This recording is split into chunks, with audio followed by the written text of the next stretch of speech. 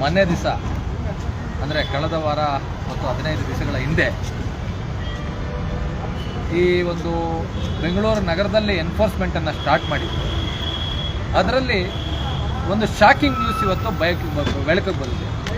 ಏನು ಅಂದರೆ ಪಾಪ ಹಲವು ಚಾಲಕರು 2018ರಿಂದ 20, 21, 22, 23, 24 ತನಕ ಏನು ವಾಹನಗಳನ್ನು ಪರ್ಚೇಸ್ ಮಾಡಿದ್ದಾರೆ, ಆಟೋ ರಿಕ್ಷಾಗಳನ್ನು ಪರ್ಚೇಸ್ ಮಾಡಿದ್ದಾರೆ. ಇದಕ್ಕೆ ಹಲವು ವಾಹನಗಳಿಗೆ ಪರ್ಮಿಟೇ ಕೊಟ್ಟಿಲ್ಲ. ಆ್ಯಕ್ಚುಲಿ ಪರ್ಮಿಟ್ ಕೊಡಬೇಕಾದಂಥ ಕರ್ತವ್ಯ ಬಂದು ಡೀಲರ್ಗಳದು. ಮತ್ತು ಇದರಲ್ಲಿ ಅತಿ ಹೆಚ್ಚಾಗಿ ದೊಡ್ಡ ಮಟ್ಟದಲ್ಲಿ ಒಂದು ಸ್ಕ್ಯಾಮ್ ನಡೆದಿದೆ. ಯಾಕೆಂದರೆ ಕೆಲವರಿಗೆ ಹಲವು ಆಟೋ ರಿಕ್ಷಾ ಚಾಲಕರಿಗೆ ಇವತ್ತು 20,000, 10,000 ರೂಪಾಯಿ ಪೆನಾಲ್ಟಿ ಬಿದ್ದಿದೆ ಮೊನ್ನೆ RTO ಇಲಾಖೆಯವರ ಕಾರ್ಯಾಚರಣೆಯಲ್ಲಿ. ಕಾರಣ ಇಷ್ಟೇ, ಅವ್ರ ಹತ್ರ ಇರ್ತಕ್ಕಂಥ ಪರ್ಮಿಟ್ಗಳು ಬರೀ ಕಲರ್ ಜೆರಾಕ್ಸು, ಡೂಪ್ಲಿಕೇಟ್ ಪರ್ಮಿಟ್ಗಳಾಗಿದ್ವು. ಆ ಕಾರಣದಿಂದ ಪಾಪ ಅವರು ಇಲ್ಲಿ ಬಂದು ಸಾರಿಗೆ ಇಲಾಖೆಯಲ್ಲಿ ಅದನ್ನು ಒಂದು ವಿಚಾರಣೆ ಮಾಡಿದಾಗ ಅವ್ರಿಗೆ ಒಂದು ಶಾಕಿಂಗ್ ಆಗಿದೆ. ಈ ನಮಗೆ ಕೊಟ್ಟಿರ್ತಕ್ಕಂಥ ಡೀಲರ್ಗಳು ಕೊಟ್ಟಿರ್ತಕ್ಕಂಥ ಸಬ್ ಡೀಲರ್ಗಳು ಕೊಟ್ಟಿರ್ತಕ್ಕಂಥ ಒಂದು ಪರ್ಮಿಟ್ ಏನಿದೆ, ಇದು ಡೂಪ್ಲಿಕೇಟ್ ಪರ್ಮಿಟ್ಟು, ಬರೀ ಕಲರ್ ಜೆರಾಕ್ಸು ಅನ್ನೋದು ಗೊತ್ತಾಗಿದೆ. ಈ ವಿಷಯಕ್ಕೆ ಸಂಬಂಧಪಟ್ಟಂತೆ ಇವತ್ತು ನಾವು ಮಾನ್ಯ ಆಯುಕ್ತರಿಗೆ ಮತ್ತು ಮಾನ್ಯ ಮಂತ್ರಿಗಳಿಗೆ, ಸಾರಿಗೆ ಮಂತ್ರಿಗಳಿಗೆ ಇಬ್ಬರಿಗೂ ನಾವು ಒಂದು ದೂರನ್ನು ಸಲ್ಲಿಸಿದ್ದೀವಿ. ಅದೇ ರೀತಿಯಲ್ಲಿ ನಾವು ಒಂದು ಅರ್ಜಿಯನ್ನು ಕೊಟ್ಟಿದ್ದೀವಿ. ದಯವಿಟ್ಟು ಮೊದಲು 2018ರಿಂದ 2024 ತನಕ ಏನಿದ್ದಾರೆ ಆಟೋ ಚಾಲಕರು ರಿಜಿಸ್ಟರ್ ಮಾಡಿರ್ತಕ್ಕಂಥ, ಆಲ್ರೆಡಿ ನೋಂದಣಿಯಾಗಿರ್ತಕ್ಕಂಥ ಆಟೋ ರಿಕ್ಷಾ ಚಾಲಕರಿಗೆ ಮೊದಲು ಪರ್ಮಿಟ್ ಅನ್ನು ಕೊಡಬೇಕು. ಆದ್ಯತೆ ಮೇಲೆ ಹೊಸ ಆಟೋ ರಿಕ್ಷಾಗಳನ್ನು ರಿಜಿಸ್ಟರ್ ಮಾಡೋದನ್ನು ಬಂದ್ ಮಾಡಬೇಕು. ಎಲ್ಲೂ ತನಕ ಇವ್ರಿಗೆ ಸಿಗೋದಿಲ್ವೋ, ಈ ಪರ್ಮಿಟ್ಗಳು ಫುಲ್ಫಿಲ್ ಆಗೋದಿಲ್ವೋ, ಹೊಸ ಪರ್ಮಿಟ್ಗಳನ್ನ ಕೊಡಬಾರ್ದು ಅಂತ ಹೇಳಿದ್ದೀವಿ. ನಾವು ಪ್ರತಿಯೊಬ್ಬ ಆಟೋ ಚಾಲಕರಿಗೆ ಇವತ್ತು ಕೇಳ್ಕೊಳ್ಳೋದಿಷ್ಟೇ, ದಯವಿಟ್ಟು ಹೊಸ ವಾಹನಗಳನ್ನು ಖರೀದಿಸಬೇಕಾದ್ರೆ ಬಹಳ ಎಚ್ಚರಿಕೆಯಿಂದ ಇರಿ. ನಿಮಗೆ ಹೊಸ ವಾಹನಗಳನ್ನು ಖರೀದಿಸಬೇಕು ಅಂತ ಅನ್ಕೊಂಡ್ರೆ LPG ಆ ರೀತಿಯಾದಂಥ ಆಟೋ ರಿಕ್ಷಾಗಳಿಗೆ ಇವತ್ತು ಪರ್ಮಿಟ್ ನೆಸೆಸರಿ ಇದೆ. ನೀವು ಪರ್ಚೇಸ್ ಮಾಡ್ತೀನಿ ಅಂದರೆ ಎಲೆಕ್ಟ್ರಿಕ್ ವೆಹಿಕಲ್ಸ್ಗಳನ್ನ ಪರ್ಚೇಸ್ ಮಾಡಿ. ಎಲೆಕ್ಟ್ರಿಕ್ ವೆಹಿಕಲ್ಸ್ಗಳಿಗೆ ಇವತ್ತು ಪರ್ಮಿಟ್ನ ಅವಶ್ಯಕತೆ ಇಲ್ಲ.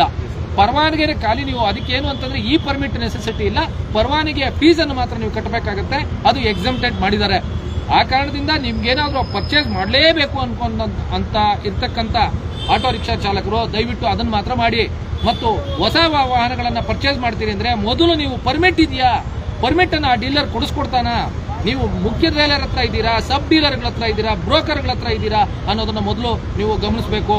ಅದಾದ ನಂತರ ನೀವು ಆಟೋ ರಿಕ್ಷಾಗಳನ್ನು ಪರ್ಚೇಸ್ ಮಾಡಬೇಕು. ಇಲ್ಲದೆ ಹೋದರೆ ನಿಮ್ಗೆ ಇವಾಗ ಮೊನ್ನೆ ಆದಂಥ ಗತಿ ಏನು, ಇವಾಗ ಇವ್ರು ಬಂದು ಎನ್ಫೋರ್ಸ್ಮೆಂಟ್ ಬಂದು ಆಟೋಗಳನ್ನು ಹಿಡಿದಾಗ ಸುಮಾರು 10,000, 20,000 ತನಕ ಪೆನಾಲ್ಟಿಗಳೇನು ಕಟ್ಟಿದ್ದೀರಿ, ಆ ಪರಿಸ್ಥಿತಿಗೆ ಆಟೋ ಚಾಲಕರು ಹೋಗಬೇಕಾಗುತ್ತೆ.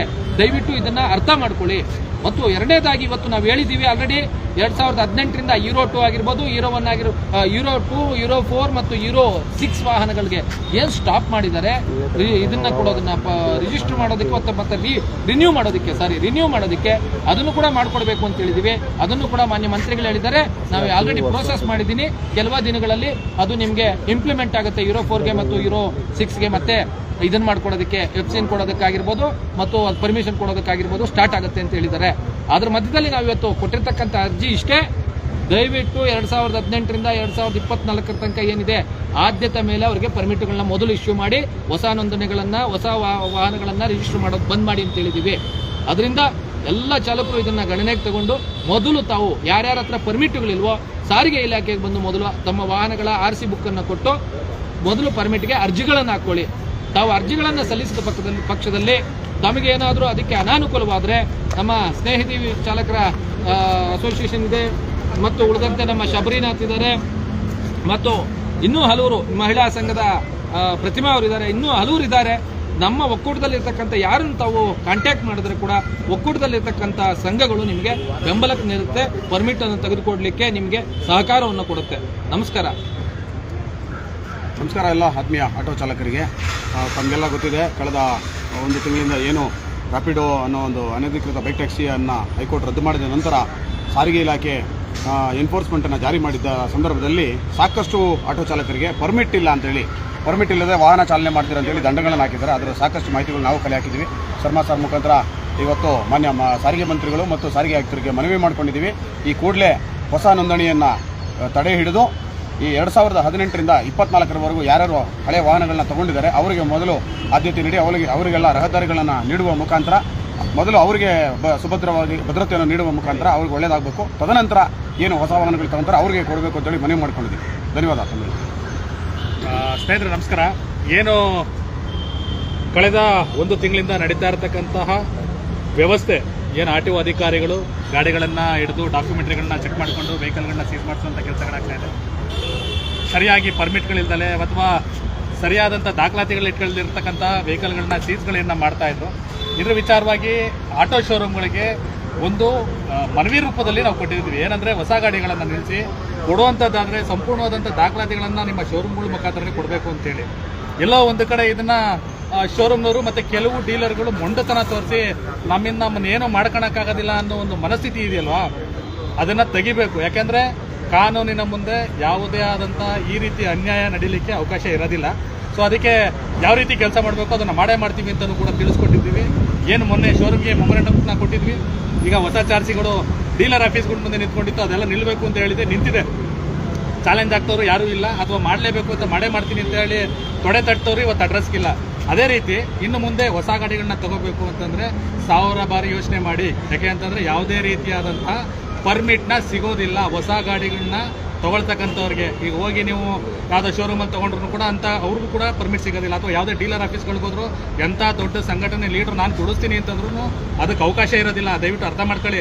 ನೀವೇನಾದ್ರು ಗಾಡಿಗಳನ್ನ ತೊಗೊಳ್ಳೇಬೇಕು, ದುಡಿಲೇಬೇಕು ಅಂತಂದರೆ ಈಗ ಆಲ್ರೆಡಿ ತೊಗೊಂಡಿರ್ತಕ್ಕಂಥ ಗಾಡಿಗಳು ಮಾರಾಟಕ್ಕೆ ಇರ್ತವೆ. ಅಂಥ ಜಾಗದಲ್ಲಿ ಹೋಗಿ ಎಲ್ಲ ದಾಖಲೆಗಳನ್ನು ಸರಿಯಾಗಿದ್ರೆ ಅಂಥವು ತೊಗೊಂಡು ತಮ್ಮ ದುಡಿಮೆಗಳನ್ನ ಮಾಡ್ಕೊಳ್ಳಿ. ಅದನ್ನು ಬಿಟ್ಟು ಹೊಸ ಗಾಡಿಗಳನ್ನ ತೊಗೊಂಡು ನಾನು ಹೊಸ ಡಾಕ್ಯುಮೆಂಟ್ಸ್ ನನ್ನ ಹೆಸರಲ್ಲೇ ತೊಗೊತೀನಿ ಅಂತಂದರೆ ಅದು ದಡ್ಡತನ ಆಗ್ತದೆ. ಯಾಕೆಂದರೆ ಈಗ ಆಲ್ರೆಡಿ 1 ಲಕ್ಷ ಪರ್ಮಿಟಲ್ಲಿ 1 ವರ್ಷಕ್ಕೆ 20,000 ಅಂತ ಹೇಳಿದ್ದಾರೆ. ಈಗೇನು ಸುಮಾರು ಆಲ್ರೆಡಿ ಈಗ 2024 ಒಳಗಡೆ ಏನು ರಿಜಿಸ್ಟರ್ ಆಗಿದೆ ಅಷ್ಟು ಗಾಡಿಗಳಿಗೆ ಫಸ್ಟು ಪರ್ಮಿಟ್ನ ಇಶ್ಯೂ ಮಾಡಬೇಕು. ಅದ್ರ ಮೇಲೆ ರಿಜಿಸ್ಟ್ರೇಷನ್ ಆಗಿರ್ತಕ್ಕಂಥ ಗಾಡಿಗಳಿಗೆ ಯಾವುದೇ ರೀತಿ ಪರ್ಮಿಟ್ ಇಶ್ಯೂ ಮಾಡಬಾರ್ದು ಅಂತೇಳಿ ಮಾನ್ಯ ಸಾರಿಗೆ ಸಚಿವರಿಗೆ ಕೊಟ್ಟಿದ್ದೀವಿ ಮತ್ತು ಕಮಿಷನರ್ಗೂ ಕೂಡ ಕೊಟ್ಟಿದ್ದೀವಿ. ಒಂದು ವೇಳೆ ಇದನ್ನು ಮುಂದುವರಿಸಿದ್ರೆ ಇನ್ನೂ ಕೂಡ ಒಂದು ಸ್ಟೆಪ್ ಕಾನೂನಿನ ರೀತಿ ಹೋರಾಟ ಮಾಡೋದಕ್ಕೂ ಕೂಡ ನಮಗೆ ಗೊತ್ತಿದೆ. ಹಾಗಾಗಿ ಎಲ್ಲ ರೀತಿಯ ಪ್ರಯೋಗಗಳನ್ನು ಕೂಡ ಮಾಡಿದ್ದೀವಿ. ಯಾವುದೇ ಕಾರಣಕ್ಕೂ ಈ ಬೆಂಗಳೂರಿನಲ್ಲಿ ಆಟೋ ಮಾಫಿಯಾ ಅನ್ನೋದನ್ನು ಕಂಪ್ಲೀಟಾಗಿ ನಿಲ್ಲಿಸೋವರೆಗೂ ಬಿಡೋ ಮಾತೇ ಇಲ್ಲ. ಇದು ಈಗಾಗಲೇ ಅಧ್ಯಕ್ಷರು ಎಲ್ಲ ವಿವರವಾಗಿ ಹೇಳಿದ್ದಾರೆ. ಈ ಸಂದರ್ಭದಲ್ಲಿ ಈ ಆಟೋ ಚಾಲಕರಿಗೆ ಫೈನಾನ್ಸ್ ಕೊಟ್ಟು ಅತಿ ಹೆಚ್ಚು ಬಡ್ಡಿ ಯಾರು ವಸೂಲಿ ಮಾಡ್ತಾರೆ ಮತ್ತು ಸೀಸಿಂಗರ್ ಕಾಟ ಏನಿದೆ, ಈಗ ಒಂದು ರೌಂಡಿನ ಸಾಹೇಬರಿಗೆ ರಾಮಲಿಂಗಾರೆಡ್ಡಿ ಸಾಹೇಬರಿಗೆ ಮತ್ತು ಕಮಿಷನರ್ಗೆ ಕೊಟ್ಟಿದ್ದೀವಿ. ನೆಕ್ಸ್ಟು ಅವ್ರದ್ದು ರೆಡಿ ಮಾಡ್ತಾ ಇದ್ದೀವಿ. ದಯವಿಟ್ಟು ಮೀಟ್ರ್ ಬಡ್ಡಿ ತೊಗೊಳೋದಾಗಲಿ ಕಾನೂನು ಬಾಹಿರವಾಗಿ ಸೀಸ್ ಮಾಡೋದಾಗಲಿ ಇದನ್ನು ಇಲ್ಲಿಗೆ ಸ್ಟಾಪ್ ಮಾಡಬೇಕು. ಸ್ನೇಹಿತರೆ, ತಮ್ಮೆಲ್ಲರಿಗೂ ಕೂಡ ಗೊತ್ತಿರೋ ಹಾಗೆ 2018ರಿಂದಲೂ ಕೂಡ ಹಲವಾರು ವಾಹನಗಳಿಗೆ BS4 ತಮಗೆ ಏನು ಈ ಸರ್ಕಾರ ಬಂದ ಮೇಲೆ 1 ಲಕ್ಷ ಪರ್ಮಿಟನ್ನು ಇಶ್ಯೂ ಮಾಡಿತು. ಅದರಲ್ಲಿ BS6ಗೆ ಕೊಡಬೇಕು ಅಂತೇಳಿ ಒಂದು ಕಂಡೀಷನ್ ಅನ್ನು ಮಾಡಿದ್ದಾರೆ. ಹಾಗಾಗಿ BS4 ಅನ್ನ ಕಂಪ್ಲೀಟ್ ಆಗಿ ಯಾರಿಗೂ ಕೂಡ ಡಾಕ್ಯುಮೆಂಟ್ಗಳನ್ನ ಕೊಟ್ಟಿಲ್ಲ. ಅದರಲ್ಲಿ ಪರ್ಮಿಟ್ ಮುಖ್ಯವಾಗಿ. ಈಗ ಸಾರ್ ಹೇಳಿದ ಹಾಗೆ ಕಲರ್ ಜೆರಾಕ್ಸ್ಗಳನ್ನ ಕೊಟ್ಟು ಇವರು ಇಲ್ಲಿ ಚಾಲಕರುಗಳನ್ನ ಮೋಸ ಮಾಡುವಂತಹ ಒಂದು ದೊಡ್ಡ ದಂಧೆ ನಡೀತಾ ಇದೆ. ಅದ್ರ ವಿರುದ್ಧವಾಗಿ ಇವತ್ತು ರಾಮಲಿಂಗಾರೆಡ್ಡಿ ಸರ್ಗೆ ಮತ್ತೆ ಕಮಿಷನರ್ ಸರ್ಗೆ ಕಂಪ್ಲೇಂಟ್ ಅನ್ನ ಕೊಟ್ಟಿದ್ದೀವಿ. ಇದು ಇಲ್ಲಿಗೆ ನಿಲ್ಲಬೇಕು ದಂಧೆ ಅಂತಕ್ಕಂಥದ್ದು. ತಾವುಗಳು ಏನು ಸರ್ಕಾರ ನಿಗದಿಪಡಿಸಿರ್ತಕ್ಕಂತಹ ಪರ್ಮಿಟ್ಗಳನ್ನ ಕೊಟ್ಟಿದೆ ಅಷ್ಟು ಮಾತ್ರನೇ ಕೊಡಬೇಕು. ಹಾಗಾಗಿ 2024 ಹಿಂದೆ ಏನೆಲ್ಲ ರಿಜಿಸ್ಟರ್ ಮಾಡ್ಕೊಂಡಿದ್ದೀರಾ ತಾವುಗಳು ಪರ್ಮಿಟ್ ಅನ್ನ ಕಂಪಲ್ಸರಿಯಾಗಿ ವಾಹನಗಳಿಗೆ ತಗೋಬೇಕು. ತಮಗೆ ಪರ್ಮಿಟ್ ತಗೊಳ್ಳೋದಕ್ಕೆ ಗೊತ್ತಾಗಲಿಲ್ಲ ಅಂದ್ರೆ ಸ್ನೇಹಜೀವಿ ಸಂತೋಷ್ ಅವರಿದ್ದಾರೆ ಮತ್ತು ನಾವಿದ್ದೀವಿ, ಮತ್ತೆ ಗಣಸೇಣ್ಣವರಿದ್ದಾರೆ. ನಮ್ಮ ಒಂದು ಒಕ್ಕೂಟದಲ್ಲಿ ಇರ್ತಕ್ಕಂಥ ಎಲ್ಲ ಸಂಘಟನೆಗಳಿಗೆ ತಾವು ಬೆಂಬಲವಾಗಿ ಬಂದು ಏನು ಮನವಿ ಇದೆ ತಮ್ಮದು ಕೊಟ್ಟು ಅದನ್ನ ಪರಿಹಾರ ಮಾಡ್ಕೋಬೇಕು ಅಂತೇಳಿ ನಾನು ಕೇಳ್ಕೊಳ್ತೇನೆ ಎಲ್ಲ ಚಾಲಕರಿಗೂ.